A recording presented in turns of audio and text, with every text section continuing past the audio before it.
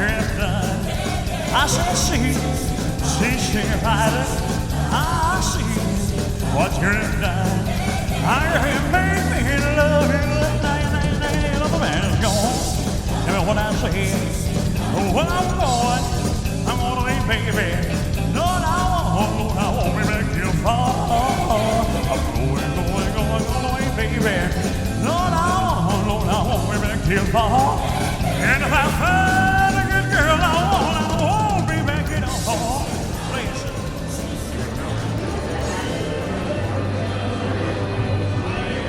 Oh, you come here. I need you to come on the stage. Are these on? Are these filming? Oh, see, you got to get an interview. See, my main man. Look at that. That's my main man right there. Number one. Yeah, number one. The hardest working man. Second. Michael, you've got a lot of fans around the world, and they know you as Elvis, not just as Michael Cullipher. So the purpose of today is to kind of sit down and let them kind of see a behind-the-scenes look and get to know Michael. Okay. I appreciate you being here today. Thank you. Thank you for doing this. Absolutely. How many years have you been performing as an Elvis tribute artist? Professionally, about 4 years. I've been an Elvis fan since I was 4, and I mean, I did it all through school. You know, I was raised like in school. I don't even think they knew me as Michael either. They knew me as Elvis, and my mom, she always came to everything, so she was Elvis's mom. So, but professionally, about 4 years. Last year, you know, coming here to Graceland at the Rock and Roll Cafe, that was my first year to put my foot out there to see where I could go with it, and I'm having a great time here. I mean, there's nothing like performing right across the street from Elvis's house. Right, exactly. When did you really know this was going to be the career for you? I always knew. Really? That's always what I wanted to do. I mean, it was like a dream come true when it happened. I mean, but that's always, I didn't really want nothing else but that. Well, when you're doing this, when you're growing up doing this, I mean, you said you've always known, but I mean, was there a time that it really just clicked for you that you thought this is it? Yeah, my cousin and I, we used to do a variety show, and we did like the Blues Brothers and Johnny Cash and Roy Orbison and acts like that, Buddy Holly, and we did Elvis, of course. But from doing that, I mean, I knew that, you know, hopefully that one day I could make it a career, a full-time career doing an Elvis tribute, because that's always what I wanted to do. And in my shows, you know, I'm not claiming to be Elvis. I don't want to be Elvis. You know, I just want to keep his music and memory alive, and you know, bring back memories for the fans, because that's what it's about to me. And you know, I'll never be Elvis. I don't want to be. You know, like I said, keep his music and memory alive. That's the main thing. Awesome. Are there any misconceptions you've had to overcome with this being your career choice as an Elvis tribute artist? Yeah, I mean, like, you know, it's tough to leave home. You know, to leave. You know, when you have to go like on a tour, or you know, I'm here 4 days a week, then go to Oklahoma 3 days a week. Yeah, that's tough. I mean, you leave your family, so that's the hardest part. I mean, you know. What about as being an actual Elvis tribute artist? Are there any misconceptions that you run across, people that may not understand that as a career? Oh yeah, I mean, you get that all the time. I mean, people will say that's not a job. You don't work. It's hard work. It really is. Now, do I like? I mean, I have fun doing what I do. That's why I do it. If I didn't love to do it, you know, I wouldn't do it. I'm a huge Elvis fan. So if I didn't love to do it, I wouldn't do it. People look at it as well, that's not you can't make a job out of it. That's not, but it's hard work. They don't know that the effort you have to put in, all the songs you got to try to memorize, and all the studying Elvis and watching every little movement he did, and the way he would say things, and he slurs everything, you know, not everything, but a lot. And that's hard work. Trying to recreate something that's not you is hard work. I mean, it's not something that you just get up there and do. Right. You know? Well, what's your formula for success in doing this?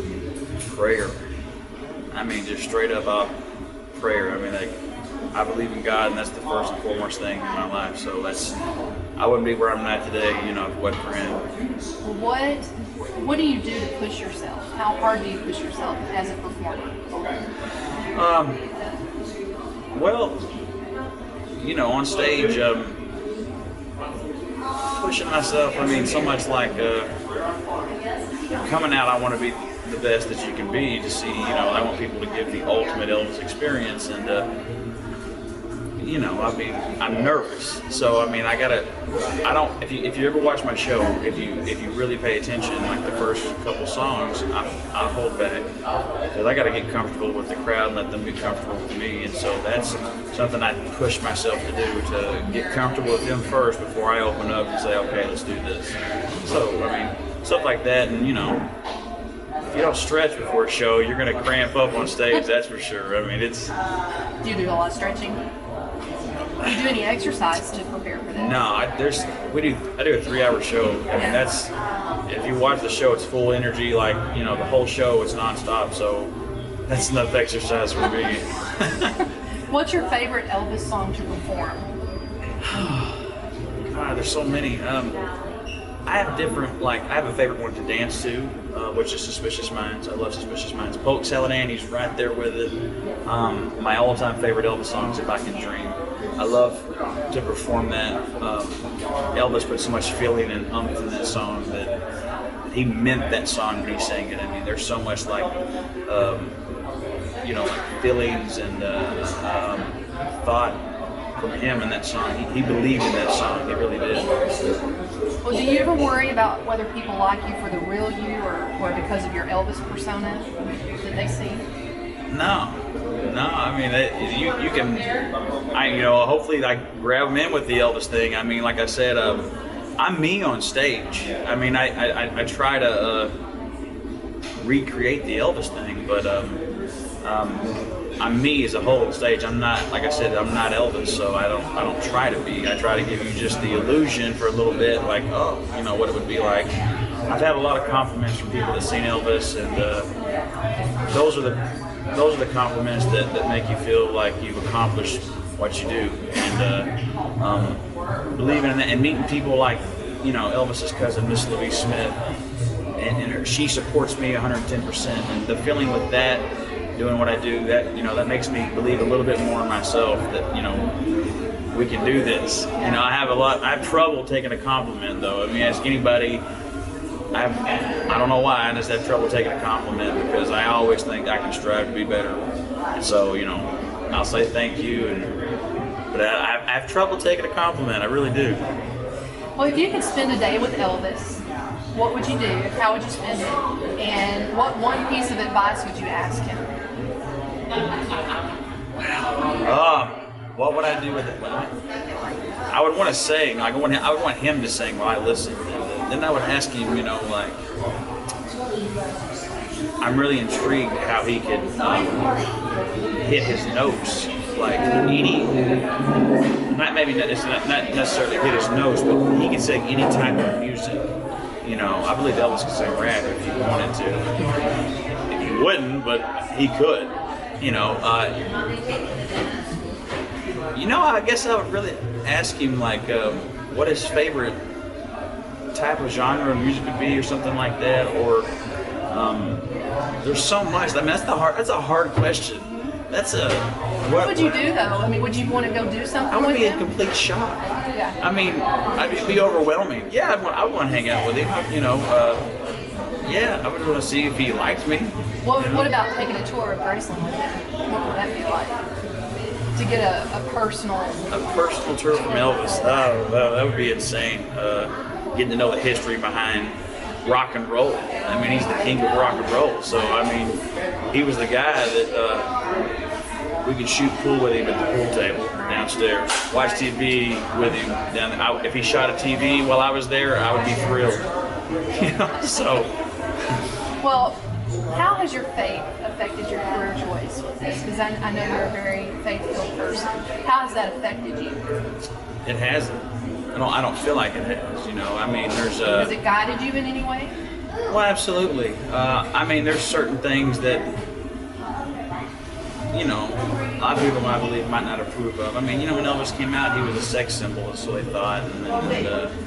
But nowadays, though, I mean, it's so there's so much so many things worse than Elvis. So they don't look at Elvis like that anymore.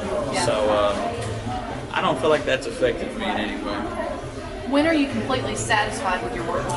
never satisfied. I mean, I'll never be satisfied because, like I said, I always strive to be better at what I'm doing, and I don't like to watch or hear myself. But if I do watch myself, it's critiquing myself to say, oh, well, I need to study this, or I need to watch this some more. And you asked me earlier what hypes me up. If I watch Elvis shortly before a show or listen to him sing, that hypes me up. Okay. Well, do you ever write and perform any original music outside of the Elvis genre? Yeah, I have. I was in a gospel group for some time. We wrote songs and we traveled to churches and we sang and did stuff like that. We recorded a few originals. The gospel band made a CD, and I mean, I've written other types of music, but nothing serious. People ask me why I don't want to pursue my own singing career, and the honest to God answer is because I wanted to be like Elvis. Growing up, that's what I wanted to do. What's your favorite album by another artist outside of Elvis? Outside of Elvis, I'm a huge Kid Rock fan. A lot of people don't like Kid Rock. I mean, I get it. I mean, his music is not the most family-oriented music, but I'm a huge Kid Rock fan. I mean, any album. I like classic rock too. I like any type of music, but I really like him. And the reason for that is because I've seen a lot of concerts, and I'm a big country music fan. George Strait, awesome singer. Entertainment-wise, Kid Rock will entertain you more than anybody I've ever seen. Well, now I've heard you talk about Billy Ray Cyrus. He was my idol before Elvis. I mean, I have videos when I was 3 years old, and my mom and dad, they would play Achy Breaky Heart. Well, I would do every little thing that Billy Ray Cyrus did in the video. I would watch him, and I always wanted to see him. I've never seen him in concert. That's one person. Which is, what you would think I would see. I've never seen him in concert. Well, other than the people you're with now, musician-wise, if you could get any musician living or dead, who would make up your dream band? My dream band? Wow. Man, you had some hard questions. Oh, man. People want to know. Yeah. I'm trying to think of some musicians, man. Ronnie Tutt is my. You said alive, right? Or dead. Dead or alive? Yeah. Ronnie Tutt is my all-time favorite drummer. He's so sloppy. He's so good. I mean, he played anything.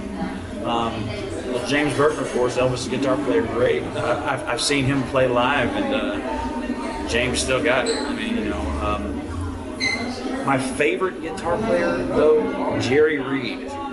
Really? I like Jerry Reed, and Jerry could play the guitar like nobody else.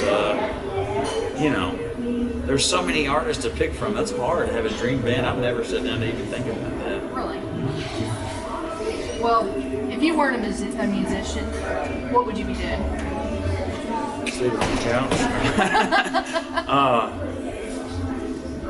I don't know. My dad, he always did construction his whole life, and I did that. Honestly, when I graduated high school, I was going to go to college to be involved in movie production and be a director.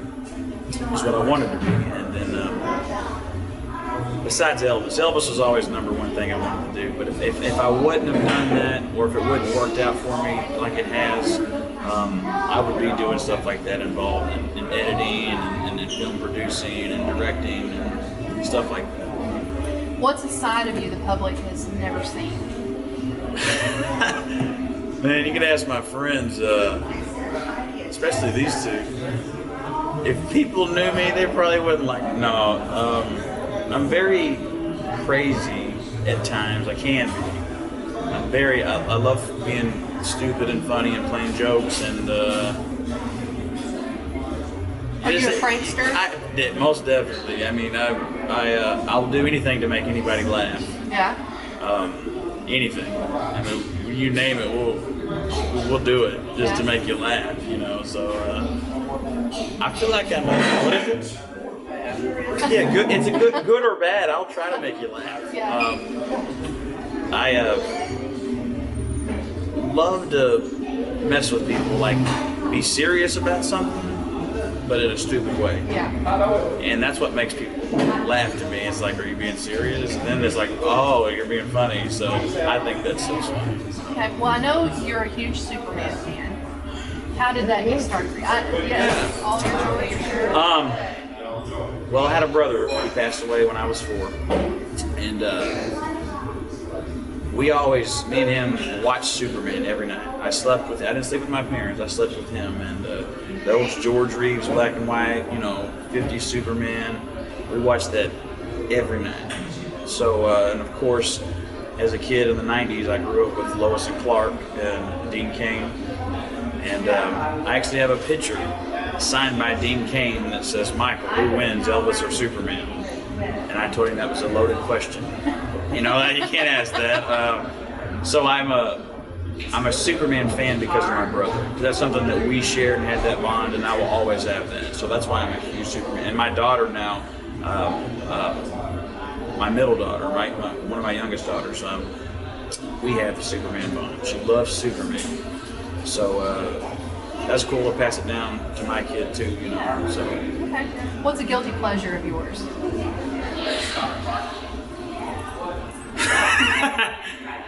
Desserts? No. Milk chocolate. No, Joey, help me out on that. You too. What's a guilty pleasure of mine? Well, you like movies. I can't answer that on camera. No. I'm a huge movie buff. I mean, I own so many movies. Like people tell me all the time I could open up my own movie store. I mean, they can tell you too. I mean, I have 3,000 DVDs, easy. I love movies and any kind of movie. My favorite kind of movies are besides comedy, to watch people portray like dramas that portray other people, like people that play Elvis. I like to study and see how good they did. Some I like, some I dislike. So I love to watch stuff like that. Okay. What are you happiest about right now in your life and your career? I feel like I'm on top of the world. I mean, with everything, I'm happy life, happy wife, as always. Yeah. No,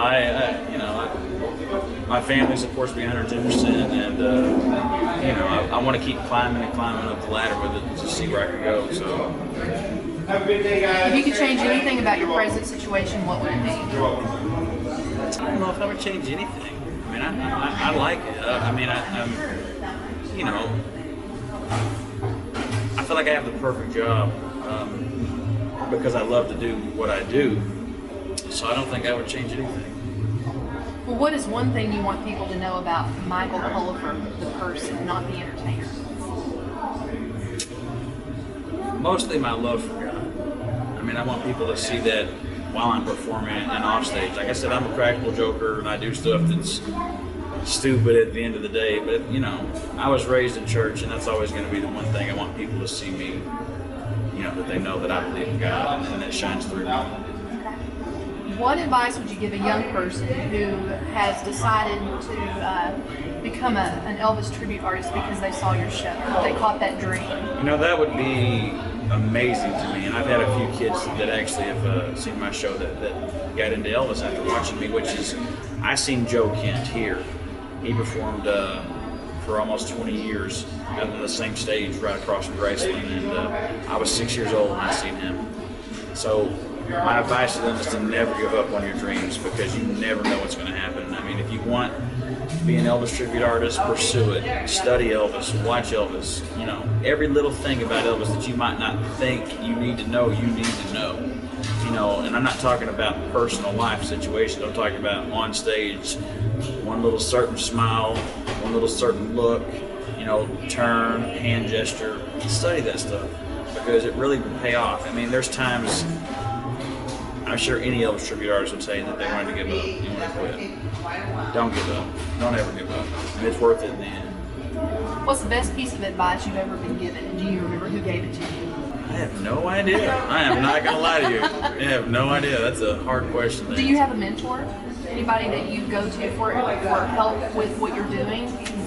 For constructive criticism or anything? No, I wouldn't call a mentor. I mean, like I said, Elvis, people that knew Elvis come to the show, so I'll ask them things that, or what I need to improve on, or what they thought of the show, or what they thought of this, that was something new. A mentor, which is weird. I mean, you would have to say Elvis just because you have to watch it so much. I mean, he can't tell you, hey, you're doing this wrong, but you watch yourself on film, you'll know what you do wrong. So that's really all I can say. The constructive criticism, I want my fans to give me constructive, I want them to give me my fans to give constructive criticism because that helps me. But ultimately it means more to me the people that seen Elvis, or the people that knew Elvis, when they give me that criticism, because that's when I know I really need to fix it. Miss Louise, the sweetest lady I've ever met. She'll tell you what she thinks. If it's bad, she'll tell you. If it's good, she'll tell you. So, that's a good thing. How did you get to meet her? Here at the cafe, she came in and to one of the shows, and we just hit it off. And we used to play this game so much, where we gave each other gifts. We told each other we love each other more, which I love Miss Louise the mostest, and that better go on. That better go on this interview. So really, we have this special bond between each other. I feel like, I never got to meet any of my real grandmothers, and I feel like she is a grandmother to me, so that's really cool. Okay. Well, just in closing, since we have a lot of people around the world to see this, is there anything you'd like to share or any kind of advice you'd like to leave them with on this video? Like I said, in every interview I do and end my shows with, there's always going to be one Elvis Presley and one true king, and that's Jesus Christ. And everybody should always remember that. Well, thank you. Thank you so much, and God bless each and every one of you. Thank you. Take my hand, I'll take my whole life too. For I can't help falling in love with you. For I can't help falling in love with you.